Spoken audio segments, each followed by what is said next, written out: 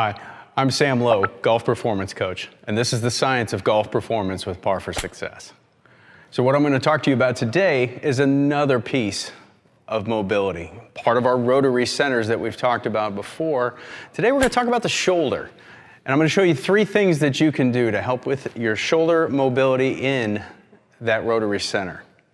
So the first thing to do to talk about as far as that rotary center goes, and in relation to the golf swing, probably the big thing to keep in mind here is, again, within the backswing, and then as I come through on the ball, shoulder rotation plays a huge role for one big reason.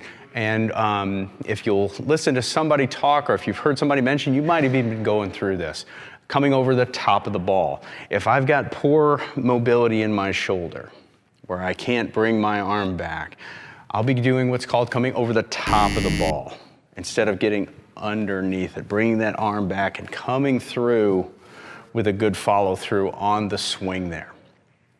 So in order to facilitate being able to get that arm back, to create some momentum, get it in sync with the rest of my body and follow through on a good solid swing on the ball, I want to work on my mobility. So the 3 things that I'm going to show you today are fairly simple. 2 of them I can do just about anywhere, and 1 of them requires just a little bit of equipment. So let me begin by showing you the first one, which really only requires a wall. I just need a little bit of space. I'm going to put my palm on the wall up here, and I'm just going to rotate in a circular motion. This one's called a shoulder car. CAR stands for controlled articular rotation. There's our big word for the day. And I'm just going to circle around slowly and start to open things up. Now I can reverse that as well, just to create some bounce through the movement. Maybe about 8 or 10 circles in each direction is going to facilitate this. And yep, that's already starting to loosen up. I can feel the blood starting to flow just a little bit. It's getting warm in there, and I'm off to a really good start. So a wall is sufficient there, clubhouse, anywhere on the golf course where you can find, or anywhere at home where you can find some wall space is really going to work well for you as far as getting that shoulder warmed up. And we want to make sure that we take care of both sides. So the left side as well, a few in one direction, and then a few in the other. All right. Part 2, I'm going to walk myself over to our pull-up rig here. But really, and I'll show you why in just a second, but really any flat surface will work to get through this mobility exercise. And speaking of mobility, we have a full mobility assessment. It's in our description. If you just take a quick look at that, you can click on that. You can put yourself through our it's a 4-part mobility test. If things don't turn out quite the way that you hope they might, feel free to give us a call here at Par for Success. We're going to talk to you for a few minutes, maybe put you through a strategy session and talk about how we can help you get your mobility better to improve your golf game. All right, back at it here. Let's put the elbow up on this post. I'm going to even myself up, and I apologize, I'm kind of hiding behind this post here.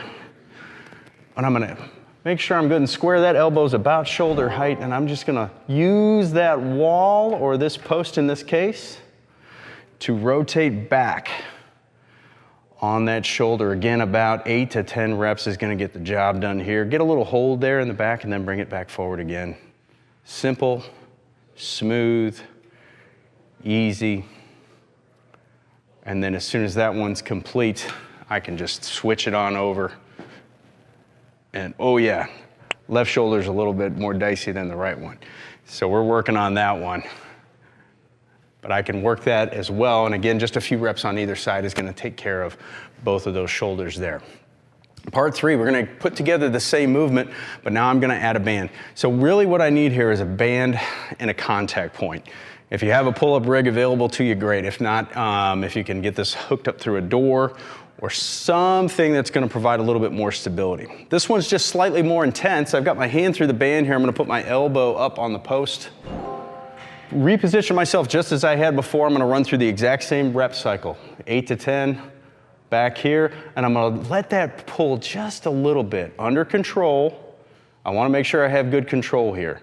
And in this case, more is not always necessarily better. I don't want to let this take control of me. I want control of the band. So as I rotate, stop for a second, pull back, rotate forward again, back, and one more. And again, 8 to 10 reps on either side will work for this one. That's all I have for you today on this one. Thanks again for watching. Make sure you like, comment, and subscribe down below. And thanks again for watching.